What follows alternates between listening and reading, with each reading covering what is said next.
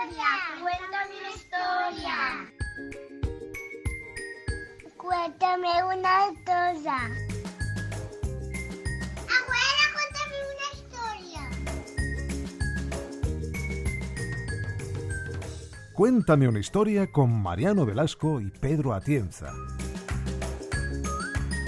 Cuéntame historia.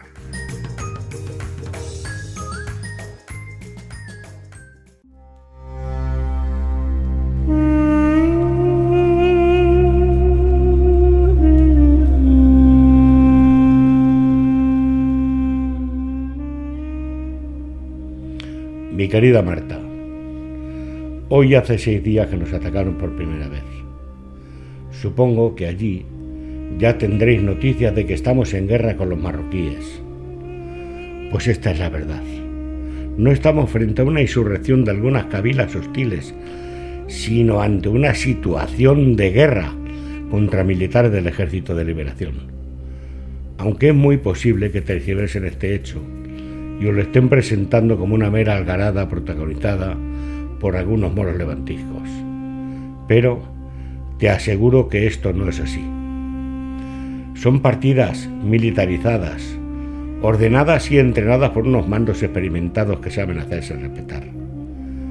Tienen armamento mejor que el nuestro y lo saben usar.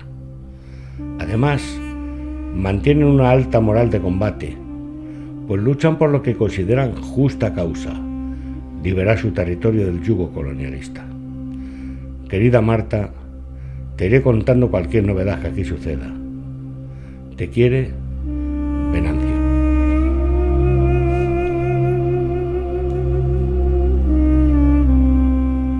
En 1956, Marruecos logró la independencia de los protectorados de Francia y España. Sin embargo, en noviembre de 1957 se produjo una guerra no declarada entre el Ejército de Liberación marroquí y España, que se desarrolló en las regiones de Ifni, Cabo Yubi y Sáhara, territorios coloniales y protectorado español en el noroeste de África. Mariano, ¿qué causas motivaron esta guerra?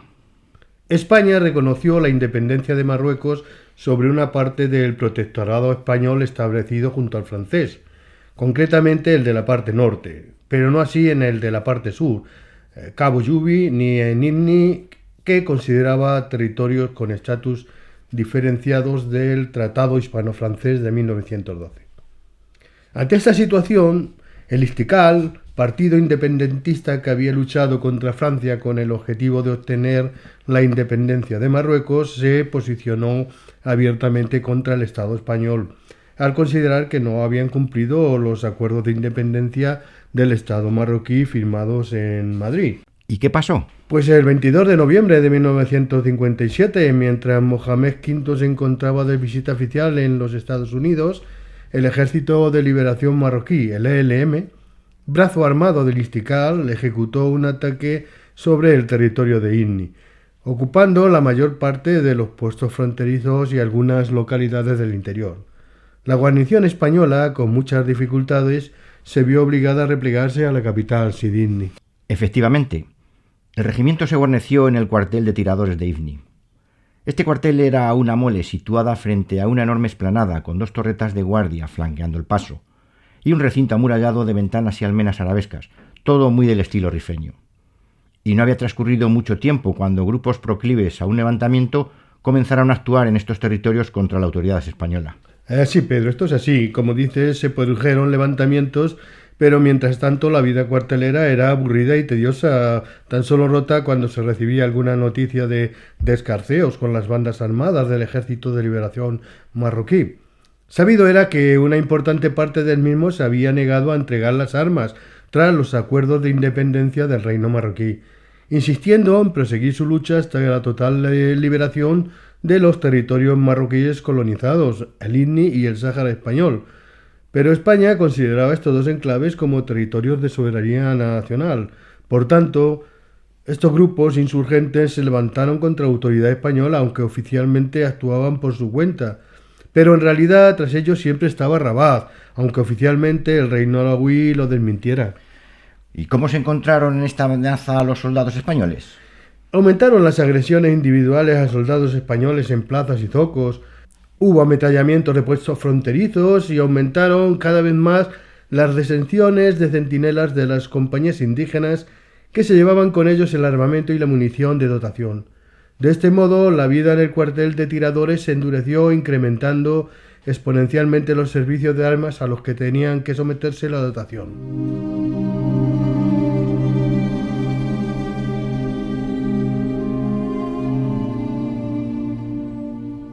La idílica paz colonial que España había disfrutado en el África Occidental español y que se mantuvo durante más de 20 años, acabó cuando los actos terroristas de las bandas armadas del Yeit Tahrir, la facción del Ejército de Liberación Marroquí, que se habían negado a integrarse en el nuevo ejército marroquí, actuaban contra los soldados españoles.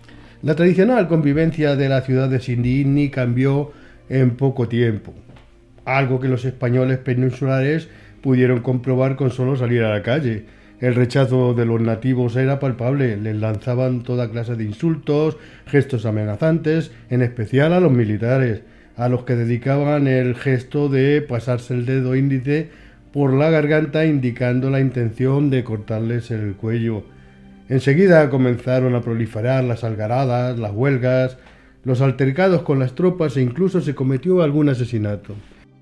Entonces comenzaron a cerrarse negocios y comercios. Los civiles, vislumbrando el conflicto bélico, abandonaban Sidi Ifni, unos a Canarias con la intención de esperar allí tiempos mejores, otros a la península con la intención de no regresar. El orden público estaba encomendado a la policía, formada en su mayoría por nativos, de los cuales ya no se podía confiar.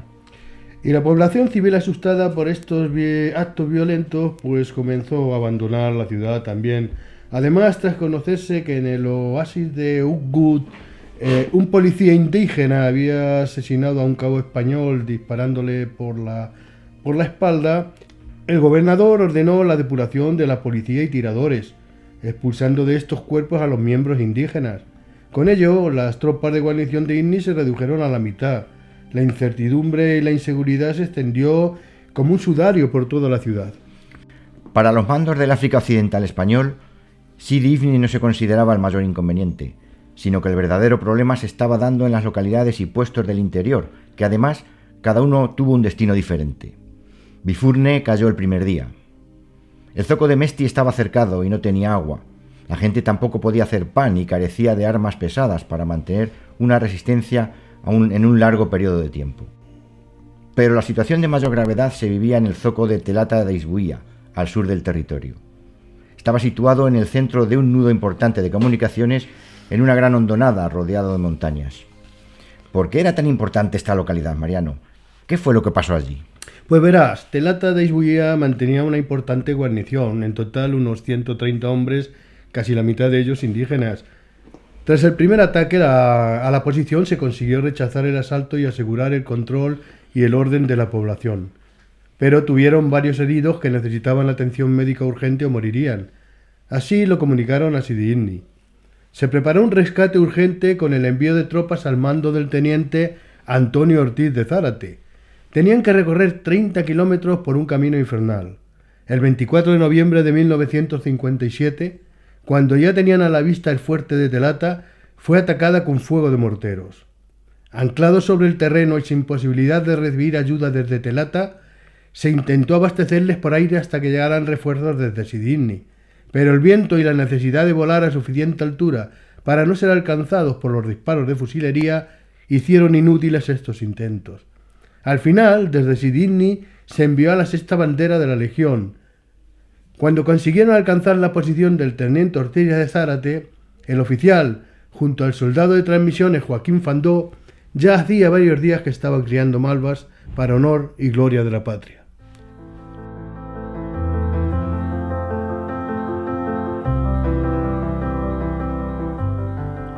Mi querida Marta, tengo que decirte que me han destinado al puesto fronterizo de Tiliuín. Eso es tanto como decirte que ya no pueden enviarme a otro destino peor. Tiliuín está enclavado en mitad de la nada, apenas un recinto amurallado con algunas torres defensivas intercaladas a lo largo de su perímetro. Aquí convivimos un destacamento de tiradores con otro de la policía indígena.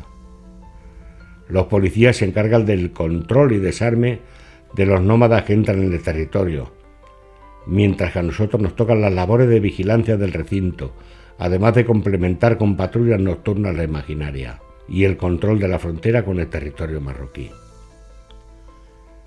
Los días transcurren con una lentitud enervante en la que uno tiene que aprender a dejar de pensar si no quiere volverse loco de soledad y aburrimiento. Aunque últimamente, en Radio Macuto, se informa de que hay bandas armadas, de esas que antes luchaban contra Francia y que una vez alcanzada la independencia de los gabachos, ahora han vuelto sus ojos hacia nosotros. Así que todos los días oímos que se han realizado ataques en uno u otro sitio, pero por el momento aquí la cosa está tranquila, así que no debes preocuparte por nada, amor mío. Escríbeme, estoy deseando leerte y sentirme cerca de ti, aunque solo sea por un trozo de papel que me da la vida. Siempre tuyo, Venancio. Tiliuín era un puesto situado a 62 kilómetros de Sidi Ifni, en la frontera sur. Estaba considerado el más peligroso porque las tropas marroquíes estaban muy cerca, concretamente en la localidad marroquí de Eglimin. En noviembre de 1957 comenzó el ataque contra este puesto, con fuerzas muy superiores en número y mejor armados. Todas las noches eran bombardeados con morteros. La situación en Tiliuín era terrible.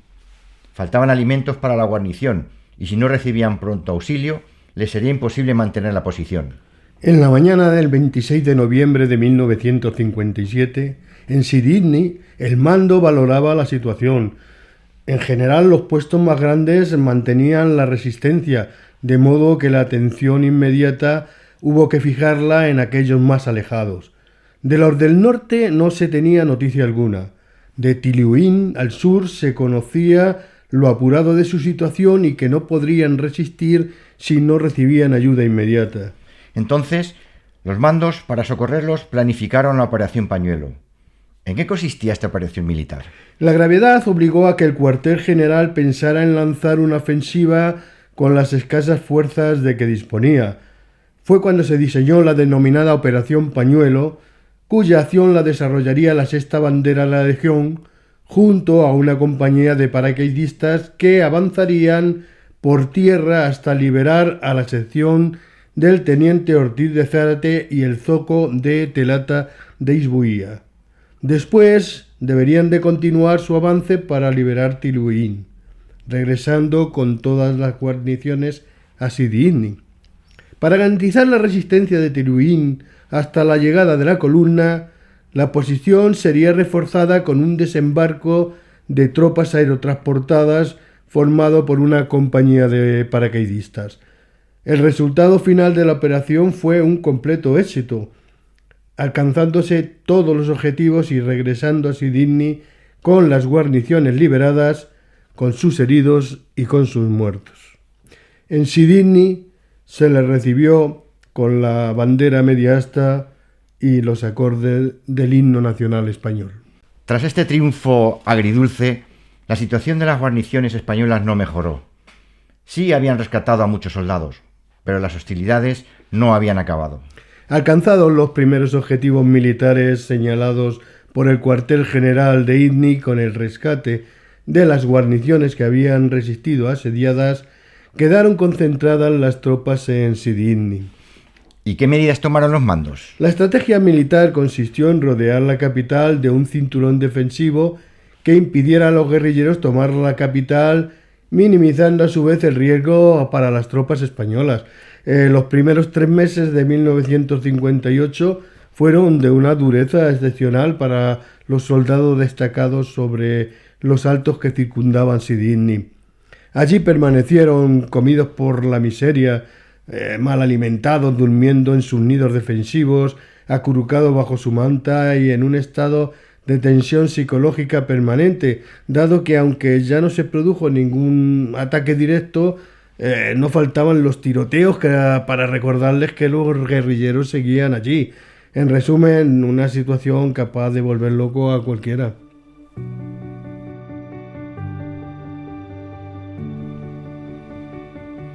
El 1 de abril de 1958, entró en vigor el Tratado de Angra, firmado en la localidad portuguesa de Sintra, por el cual se ponía fin oficialmente a las hostilidades entre el Estado español y las tropas irregulares marroquíes del autodenominado Ejército de Liberación.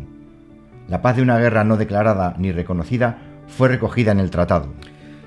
Cuando se firmó el Tratado de Angra de Sintra, poniendo fin a las hostilidades, la mayoría de las tropas pudo regresar a los cuarteles de Sidi Ifni, en realidad la única porción del territorio indeño que durante algunos años más permanecería bajo la soberanía española. España entregaba a Marruecos Cabo Yubi y el territorio de Ifni, excepto la capital, Sidi Ifni. Y los soldados volvieron a normalizar su vida militar. Fueron bien tratados tras su experiencia de combate y pronto se inició la licencia y la repatriación de los veteranos. 11 años después, el 30 de junio de 1969, se entregó definitivamente la capital, Sidi Ifni. Atrás quedaron muchos cadáveres, además de aquellos compatriotas que regresaron mutilados por sus heridas de guerra. De nuevo, la sangre española se había derramado con despilfarro sobre un suelo extranjero sin otro premio que la salvaguarda del honor patrio, ese de todo sea por la patria. Y hasta aquí, un episodio más de Cuéntame una historia. Como siempre, gracias a Antonio Blasco por poner su voz y a Mariano por hacernos llegar esta parte de nuestra historia desconocida y olvidada con su libro Siroco.